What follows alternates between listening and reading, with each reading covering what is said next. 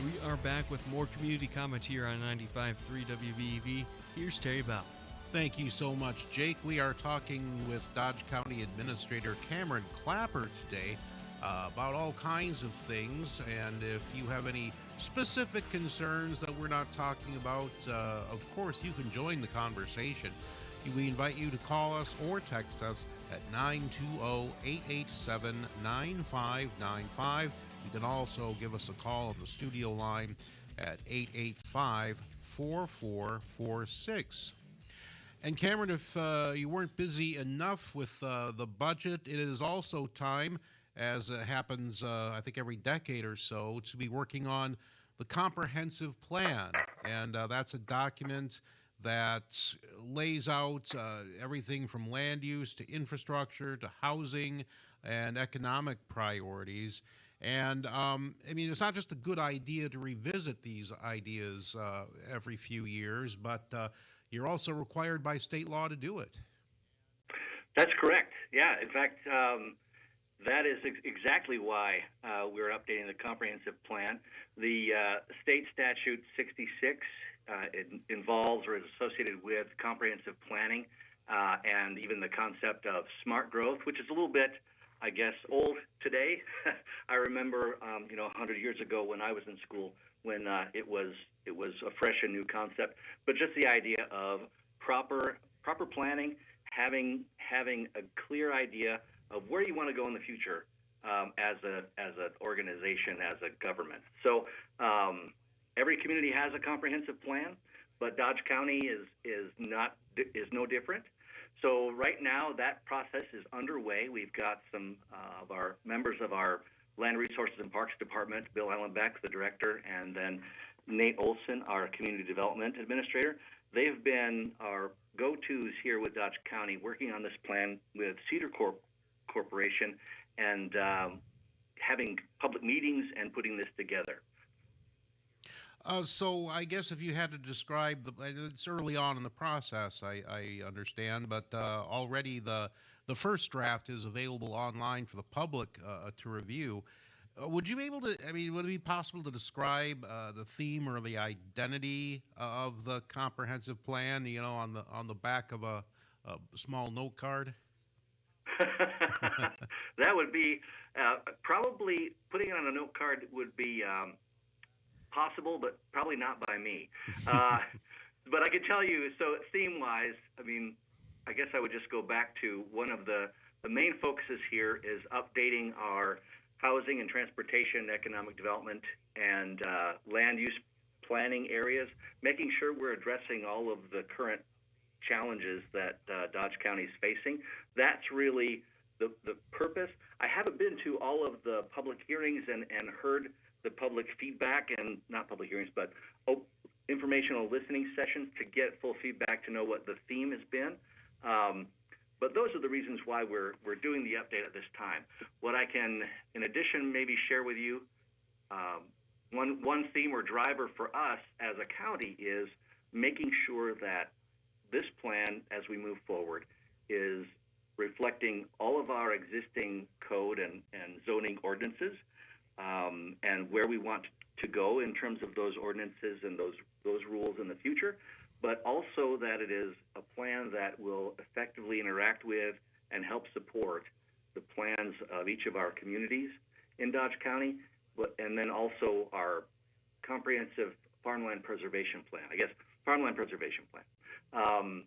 and really, what are we doing to preserve farmland where that's appropriate, but also what are we doing in areas where development is or is going to happen, so that if that's the more appropriate activity, that's what's happening. So that's part of the farmland preservation plan, which I think will be updated in the near future after the comp plan. But making sure this comprehensive plan reflects the public's interest and is applicable and a true resource when we plan for these other things. It would seem to me, a layperson, that it would be a tricky balancing act, being assertive about economic development and preserving farmland. Can Can the two missions coexist? Are we going to have to sacrifice some farmland in the name of economic development, or are we going to turn away some opportunities because of the need to preserve farmland? Right. That is a great question and observation, Terry. Yes, there are sometimes challenges with those two. When those two issues come head to head, it at least appears at the front that it's conflict. But I think to the answer whether we can is absolutely we can have both and have a balance. So, and that maybe is a good thing to mention as the value of a plan like this is we lay the groundwork for what we're willing to do or what's expected by our elected officials based on feedback from their constituents. And we lay that groundwork, and everybody then has the same playbook from which to operate over coming years. There's much less surprise in terms of what routes people take in the county, at least. We'll be able to point all of our resources and all of our people in the same direction. And when that happens, then we can begin to look clearly and candidly at both the need for agriculture and the need for other types of growth and development.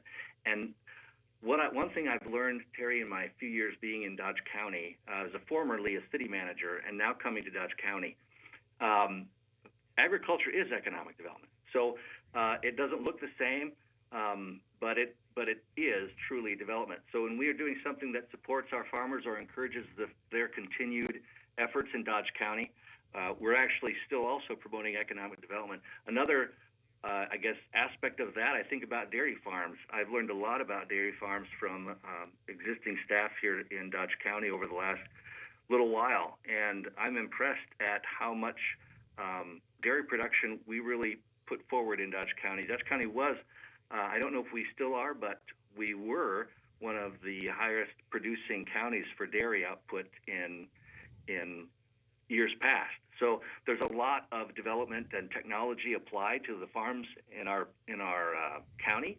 So economic development and agriculture, they don't here for us necessarily go head to head.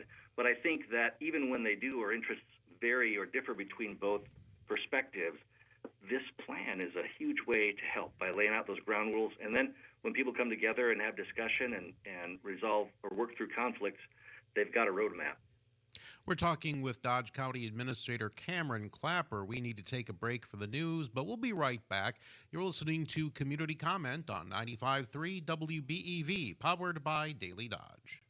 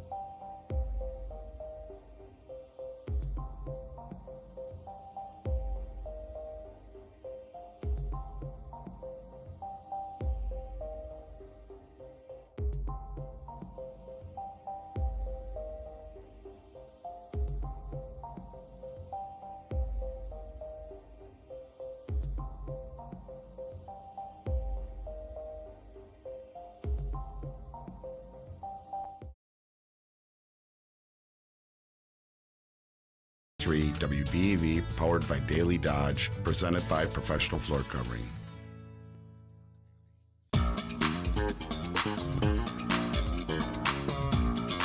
And welcome back to Community Comment. We are brought to you in part by McKinstry's Home Furnishings. So we'll highlight them here before we jump right back into the action. They are in downtown Beaver Dam on Front Street under the red awning. You can visit their website, mckinstryshomefurnishings.com. They have picture framing services. McKinstry's Home Furnishings stocks a large selection of picture frame moldings and conservation mattings and glass. This ensures prompt and proper professional framing of your needlework, family photos, wedding pictures, oil painting, wildlife prints, and award certificates. They've even framed a guitar. Best of all, you'll be amazed at the low everyday prices. Let McKinstry's sales designers help you select just the right frame and matting to enhance the beauty of your artwork as well as your home. Take your frameable pieces to McKinstry's Home Furnishings. You will be very happy you did. And now, without further ado, we will jump back into the action here on Community Comment with Terry Bell. Thank you very much, Jake. We're talking to Dodge County Administrator Cameron Clapper on this hour of Community Comment. If you have anything you'd like to have addressed, a question or a comment, go ahead and give us a call or a text at 920-887-9595, or you can call our studio line at 885-4446. We were talking about the county budget earlier in the program, and you were in the midst of an analogy, and I thoughtlessly probably cut you off before you had a chance to finish that thought. You want to get us back up to speed, Cameron? Terry, thank you, and yeah, no problem. I think we needed to cut to commercial, and then we moved on. But circling back, I gave that analogy in the beginning about the four different folks in the water, four different swimmers. One yes. Below water, one and the other end that's water skiing. So Dodge County has been, I think, for a lot of years at the floating safely in the water and sometimes treading water. We're at a point now, though, where we're at a decision point for the county board. They've got to look at how we go forward funding capital projects. Really, what I mentioned earlier as well, we're down in property tax in terms of the actual value of the dollars. So time value of money over time and cost of living over time means that the value of an individual dollar goes down, right? So over time, costs change, dollar value goes down, and it puts us in a situation where if we try to compare apples to apples from where we were in 2017 to where we are today, we're actually gaining from property taxes about $5.7 million, almost $6 or $5.8 million less per year. So that listeners might be thinking, well, I know that mine went up. Of course. We're not talking about the actual dollars, but we're talking about the value of those dollars in terms of what they can buy or what they can pay for in terms of services for residents. So, for example, from 2017, an owner of a $300,000 house went from $954 in taxes to today $1,002. That's an estimate. It varies by individual community, so that number's not exact, but those two figures are meant to highlight the transition. So we're looking at about $52 a year in tax for county services. That's the change that we've had over a decade. So we've done pretty well when you think about all the different things that we touch as a county in terms of services for those who need counseling or health and wellness services, not wellness really, but just mental health services, assistance with food or other things that are needed, heat or cooling, electricity, all those things. In addition to taking care of over 550 centerline miles of county highway and an additional 200 plus miles of state highways. So when we do those things, and also law enforcement and handling the court system, to do that for over the last 10 years and handle all of the increases in costs with just a shift of $52 for a $300,000 home, and that's abstract $300,000 home. It varies by community a little bit. That's pretty good. But the challenge we've got moving forward is how to fund things in the future, because at this point we have, from property tax, we have enough dollars maybe for our operations, but we don't have enough money necessarily to fund all of our capital projects. And capital projects would include all those roadways. An asphalt roadway, for example, lasts about 20 years. It can go a little longer depending on weather and treatment, but it can also go a lot shorter depending on weather and treatment. So that's an average 20 years. We have, like I said already, almost 700 miles of, or a little over 700 miles of total roadways, state and county. If we tried to keep them on a 25-year rotation where we don't replace them or resurface them for 25 years, that means we still have to have 22 miles of roadway resurfaced every year, and that has a cost. So this year we're looking at a gap of about $10 million between what we would want to resurface and what we actually can afford to at the moment. So it's a challenge. What do you do about that? Infrastructure is a key part of the county government's mission.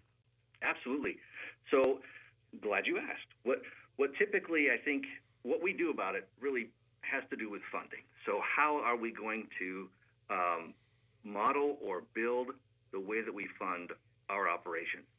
So in most counties or city governments, village governments, towns as well, we have four different areas. I group them together as four different areas that we can really draw from for revenue to be able to fund the things that we do for our residents. And those are, first, tax revenue. So for Dodge County, we have sales tax and property tax. Property tax, we have a levy limit. So we go as high as we can with that every year, which is a very small amount. This year, 1.7%. Then we have also sales tax, which that's dependent on how much our communities are active economically over the course of a year or over time. So our sales tax has remained, it continues to go up. It tracks with inflation, cost of living changes, but it's still not it's a large amount, but it's not more than 6% of our overall budget of revenues. But then we have service charges. So that's a great way to get at certain things because you charge the people that are actually using whatever the service is. So they're paying a fee or a fine or a registration cost. That's all service charges. And then lastly, or third, we have grants and donations. So things that are federal grants or state grants, which often come through or are funded by income tax or other fees and charges at the state level. And then lastly, we have bond issuance. So any business, at least at one point during the course of its duration or existence as a business or organization, probably has a time at which someone invests in that entity, in that business. They buy new equipment because they know they're going to get a return. And then they have a period of time where they're paying that equipment off. That's the kind of the same thing. Or another way to think about it would be an individual mortgage, a personal mortgage for a home. If we saved up the cash on hand to buy a house, most of us wouldn't need it by the time we could buy it, right? We'd be saving up money while our kids were little and then growing up, and then they leave the nest. And that's about the time maybe when we would have enough cash on hand to buy the house. So we mortgage the house. We have it. We live in it. It's ours, but we have an agreement with a bank to repay or pay the debt for it. With public entities, it's no different. So Dodge County has been very reluctant over time, understandably, to borrow money. but it is one of four very commonly utilized pillars, I guess, for supporting operation. And what Dodge County needs to do now is evaluate, well, do we want to borrow those dollars and issue some type of financing program? And for listeners, that would be for 2026 to fund roadway projects up to 22 miles in 2026. That would be about $10 million that we would pay off in 10 years or less. We either do that or we have to reduce the number of miles of road that we're really talking about. Another alternative would be to cut some of these other operations, but that begins to shave off. We're actually hurting or negatively impacting these other revenues, tax revenue, service charges, and grant amounts when we do that. We're talking with Dodge County Administrator Cameron Clapper. We need to take a break here. When we come back, we're going to be talking what the county plans to do to honor our service veterans in Dodge County. Don't go away. We'll be right back. You're listening to Community Comment on 95.3 WBEV, powered by Daily Dodge.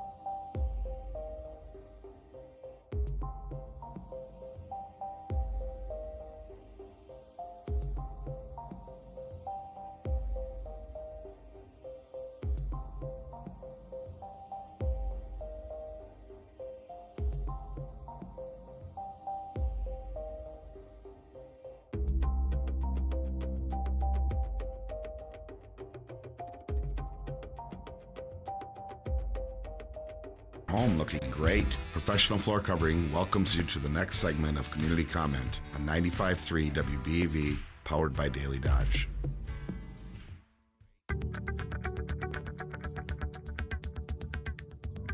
And with the last segment for today's Community Comment on 95.3 WBEV, here's Terry Bell. Thank you, Jake. Just a few more minutes left with Dodge County Administrator, Dodge County Administrator Cameron Clapper. If you have a question or a comment, there's still time for you to join the show. 920-887-9595 is the number to call or text, or you can call our studio line at 885-4446. Cameron, I don't know if there was much left about the budget that you wanted to be sure to address, but if you wanted to, you could do that now. Otherwise, we can talk about a project that means a lot to you, I know, and that is the Veteran Services Patriot Project. Right. So thank you. The only thing I wanted to mention that I realized I didn't share, I mentioned the $10 million to cover the roads. What that ultimately would do for, again, this benchmark of about a $300,000 house, it means that someone with a $300,000 house would need to pay about $40 more a year in taxes. And if they did that, we'd have the dollars to address roadways for 2026 and 2027. So, but that was just to help put that in perspective. But yes, the next thing really is my favorite topic for today, or the one I'm most excited to talk about, and that's the Patriot Project in Dodge County. So, should I just go ahead and share a little bit about that? Yes, please. I'm curious to know. Okay. So the Patriot Project is a collaborative effort between Dodge County veterans, Dodge County's Department of Veteran Services, our geographic information folks in our Land Information and Resources Department, as well as other veteran organizations in Dodge County.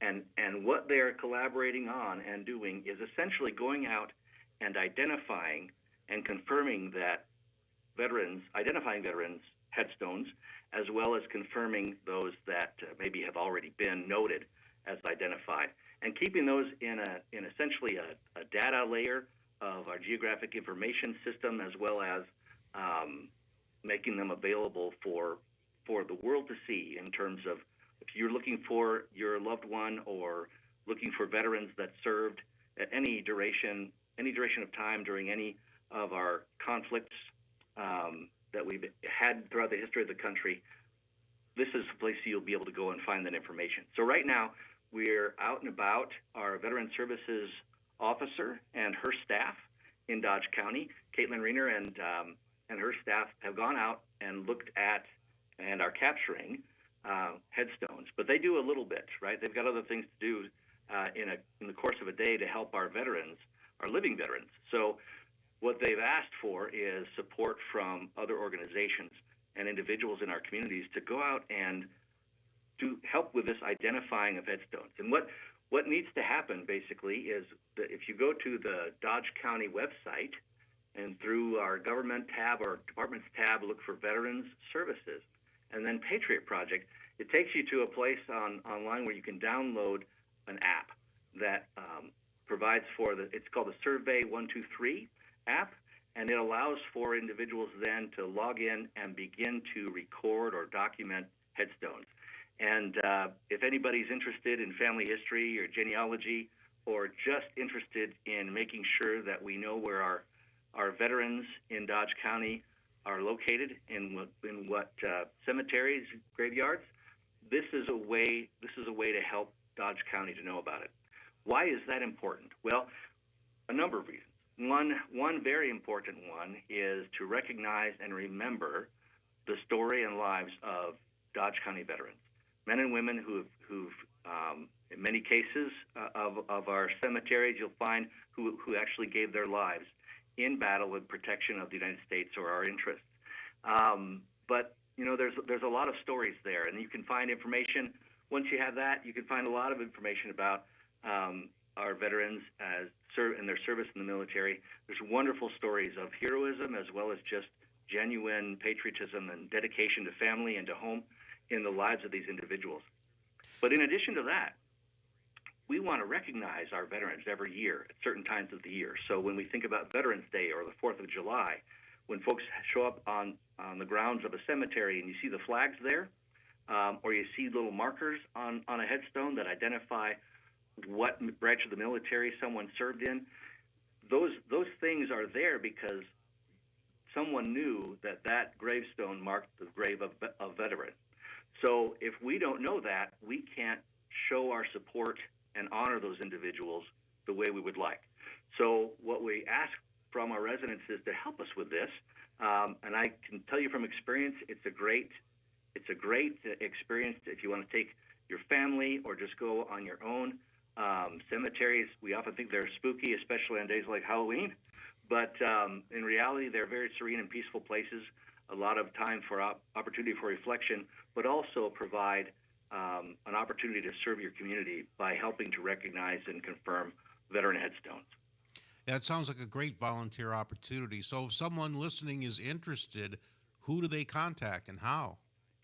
So I would recommend the website, going to the Patriot Project section of our website, but they can also call directly our Veteran Services office in Dodge County, and that number is 920-386-3978. And I imagine that it's this documentation is not just important to us who want to honor people who have served the country in the past, but we maybe have no idea of what value this information might be in the future. I'm thinking maybe to historians. Absolutely, Terry, absolutely. In my personal life, I have a daughter who is an active, full-time missionary giving service in our area, which might be a great topic for another day. It's a pretty cool program she's involved in. But one of her service activities is helping with this project, but also just generally identifying graves and adding that to databases online like My Graves or Billion Graves, so that people looking for ancestors and other relatives can find where they're buried. It's amazing what she's discovered, not just with veterans, but throughout Dodge County at the cemeteries that she's been able to visit, and the individuals there and the stories behind those individuals, their lives, what they experienced. So it really is a valuable resource for now and, as you mentioned, for the future in ways we might not even recognize yet that will be valuable. Our guest today on Community Comment has been Dodge County Administrator Cameron Clapper. Cameron, it's been an hour well spent. The time flew by. Terry, it did. Thank you. Hopefully what I shared today was of value to someone, but it was certainly a pleasure for me. Absolutely. You've been listening to Community Comment on 95.3 WBEV, powered by Daily Dodge.